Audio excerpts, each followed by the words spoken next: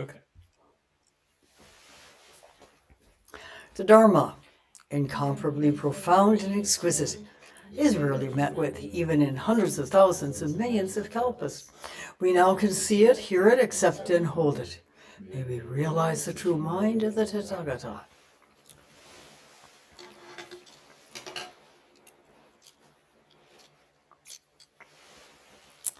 Today is the first day of this September 2025 7-day session, the first session of this training period. Many, many years ago, when I had a psychology class in the university, a picture was shown. It's called the figure ground picture, and many of you may be familiar with it. If you look at the picture one way, you see two faces looking at each other. If you look at it another way, you see a vase, or yes, I think it's one vase. Anyway, this was developed by a European psychologist many, many years before that. I'm talking about the 1960s when I first saw it.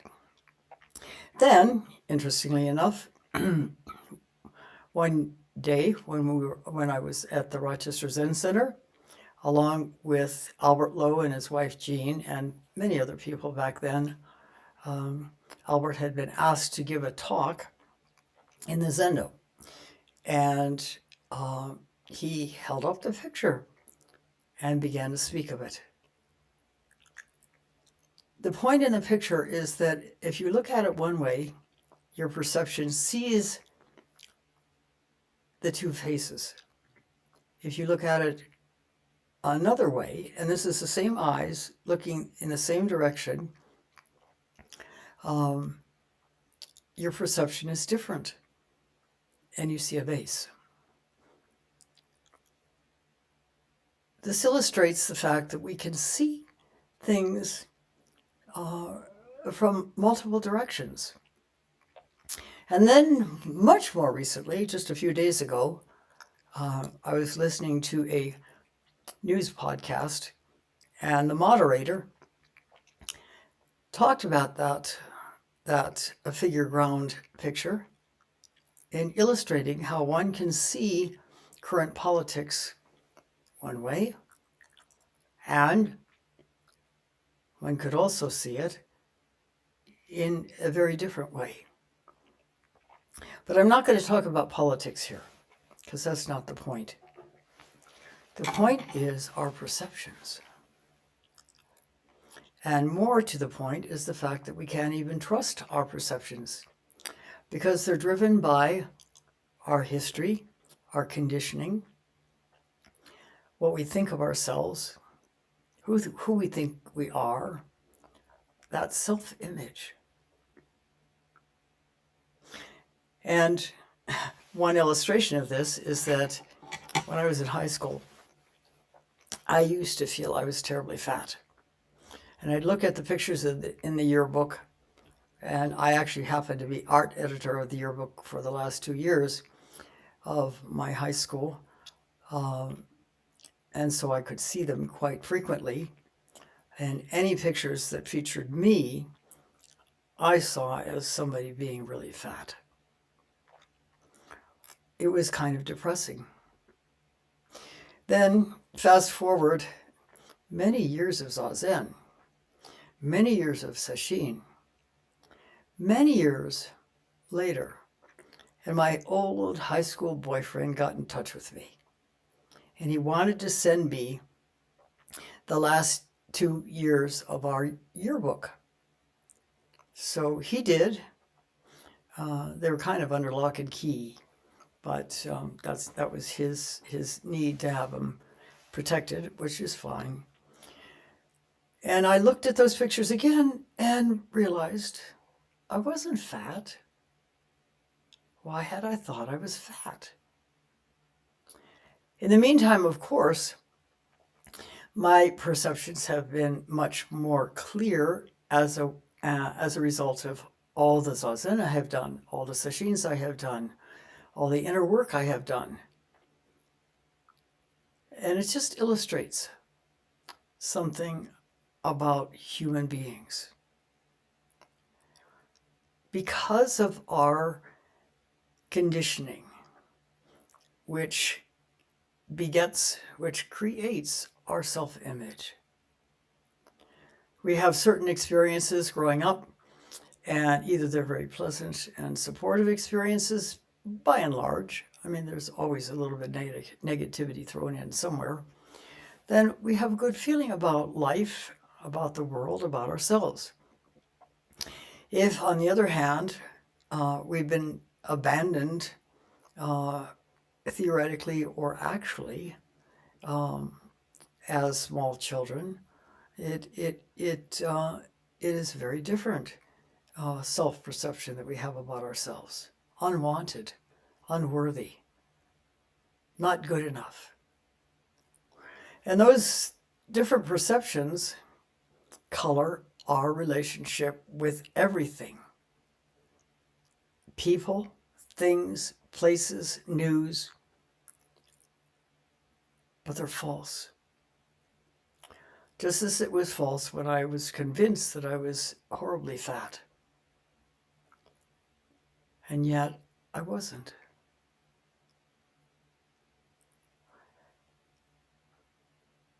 I had a relatively recent experience with somebody else feeling a particular way, misperceiving an event, and staying angry about their perceptions for a very long time. I used to do this myself. Back in my earliest years, teenage years in particular, I would get angry about something, and I was sort of beside myself because I stayed angry. I couldn't undo the anger.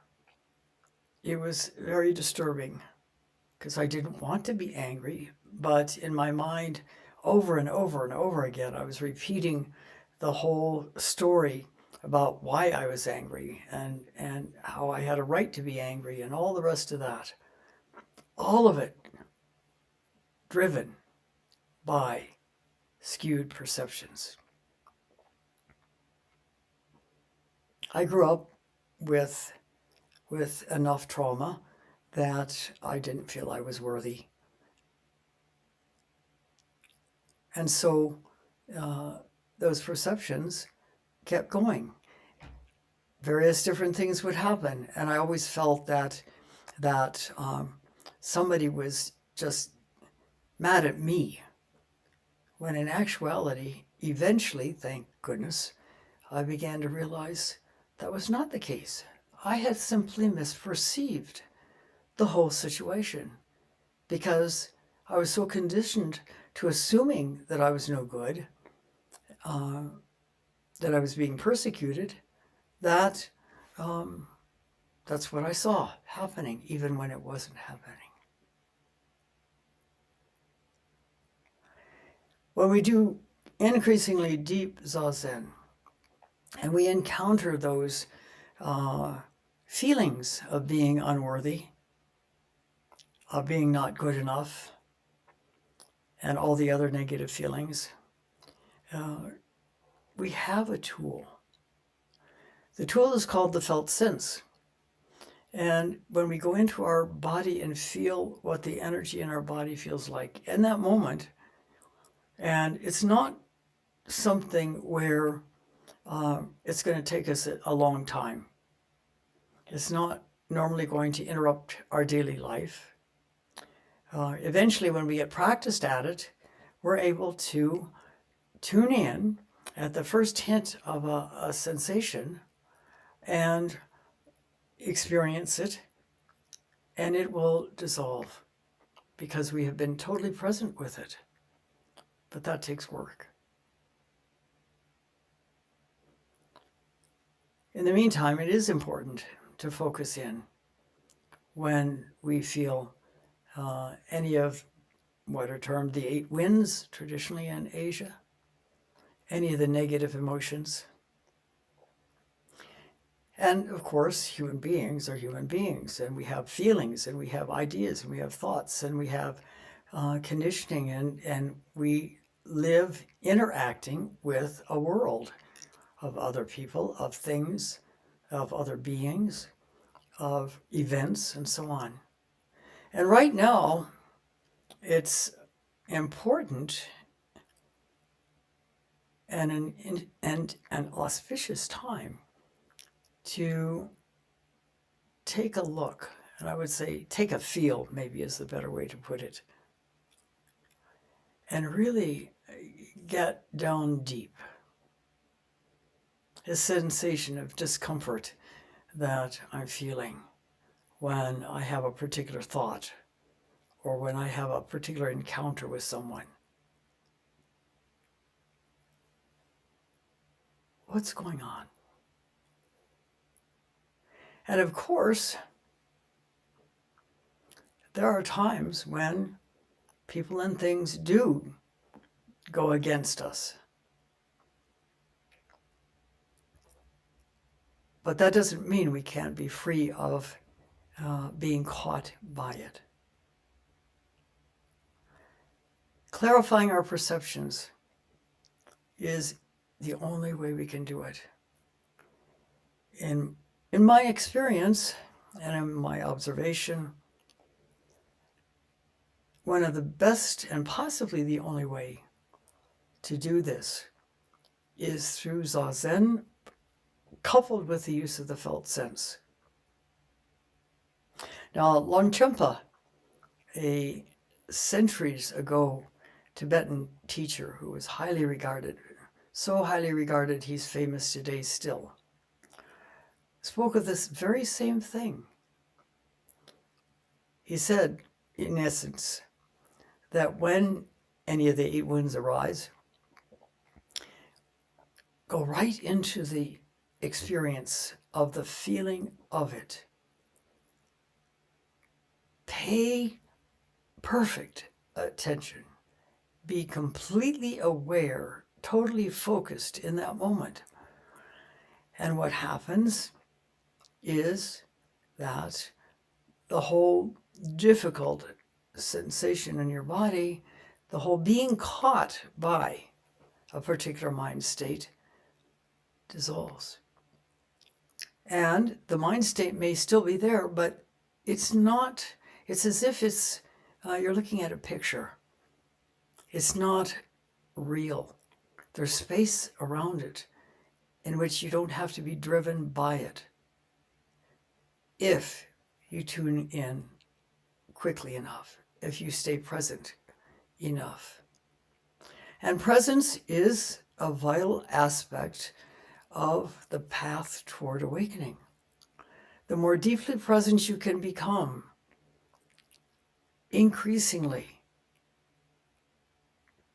24/7, the more free you will become. Because when you are totally present, there's no you being present. And when there's no you being present, things are simply as they are. Particularly if you have worked and worked and worked in Zazen to let go the misperceptions and the tendency to misperceive that all of us have for a long time. It's something that can be done. It's something that everyone can do. But there seems initially to be an impossible gap between what we feel and how to become free of it. As we continue to work with the extended out breath, which naturally begins to clarify our mind because it brings us more and more into focus and attention and presence. And we continue that. And we continue that. This is not an instant fix. It's something that takes a long time, even lifetimes. The Buddha as he was doing his deepening zazen, began to recall past lives. And he recalled that for 6 lifetimes he had been working on clarifying his mind, on being the perfect being that all of us are. 6 years before the one in which he was able to have a profound awakening, the ultimate awakening. So don't set yourself a timeline. Even though in my early sessions at Rochester, Roshi Kapleau would always say in the beginning, make this session the one where you break through. And I would always think to myself, yes, this is the session where I will break through. But there was a background sense that it was not going to be so in that session. And indeed it wasn't. I had still too much more work to do. But we can all do this work, and it's exciting. And the conditions in the world today are such that we can either fall into a deep depression and sink into a corner and give up, or we can get excited. Things are so crazy, so chaotic, so upside down that this is motivating. We don't want to be in this environment. We don't want to be experienced to this kind of chaos. And so let's go deep within our minds and let go of the misperceptions that keep us caught in being depressed about it or angry about it or fine about it, and yet there's some questions in the back of our mind. Is this really being compassionate, what is going on in the world today? But regardless of what happens in the world, when we become free of our misperceptions, it is very, very different. We are free. We can respond to circumstances perfectly because we're not attached to having to do it in a particular way. We're not caught in anger or frustration. We're free. Free simply to respond. This is the only freedom human beings really have. Anything else is an idea of freedom. But we can be free. And this is the path to freedom. Dive deep. Don't set yourself a timeline. It'll take as long as it does. And work is being done even if it feels like it's not being done. Even if you feel like you're stuck. That's the very best time to work, actually, because it means something big is trying to keep you off track. Something big, some big conditioning is trying to throw you off and prevent you from seeing through it. But keep plodding on. Keep reaching deeper. Keep using the felt sense. If you feel blank, feel what it feels like to feel blank. And suddenly, the world will open to you again. And you'll find yourself deeper and a bit more free. And then it could happen again. But now you know how to work with it.